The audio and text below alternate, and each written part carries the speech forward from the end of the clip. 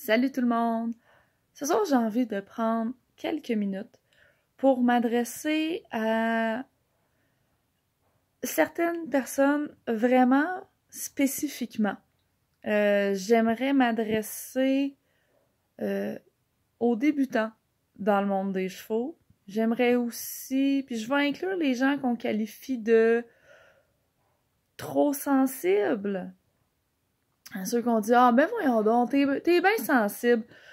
J'aimerais m'adresser spécifiquement avec vous, puis je dis une catégorie de personnes, mais j'en nomme deux parce que souvent c'est les débutants qui sont très sensibles, puis il y a un phénomène intéressant qui se passe où est-ce qu'à force de côtoyer le monde des chevaux, il y a beaucoup de personnes qui s'insensibilisent, puis il y a un message que j'aimerais vous donner, je le dis de manière générale à peu près tous ceux que je croise, tous les débutants sensibles que je croise, puis je veux le dire encore de façon plus large, j'en viens au fait.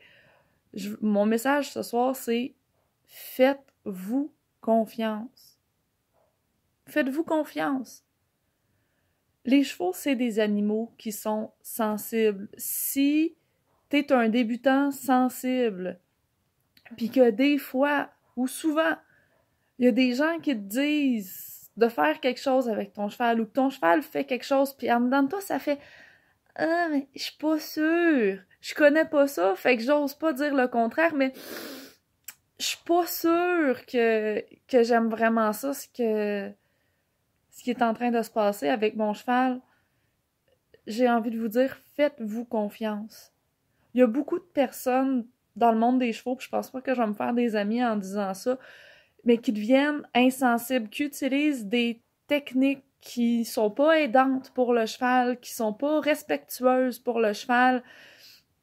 Puis c'est des personnes qui au départ étaient probablement super sensibles, mais comme on est des êtres qui apprennent nous aussi, si on nous dit ben c'est le même que ça se fait, puis ça a tout le temps été le même, puis t'as pas le choix de faire comme ça parce qu'il est gros, il est grand, puis il est fort, puis il faut que tu fasses ça. Ça peut être un piège qui est facile à tomber dedans. Puis les chevaux, c'est des animaux sensibles, c'est des animaux qui sont capables de ressentir beaucoup de choses. Physiquement, ils sont beaucoup plus sensibles que nous autres, puis ils sont capables de reconnaître vos émotions, sont capables de comprendre comment que... Ben, comprendre. Je sais pas à quel point l'intellectualiser, mais ils sont capables de juger votre état.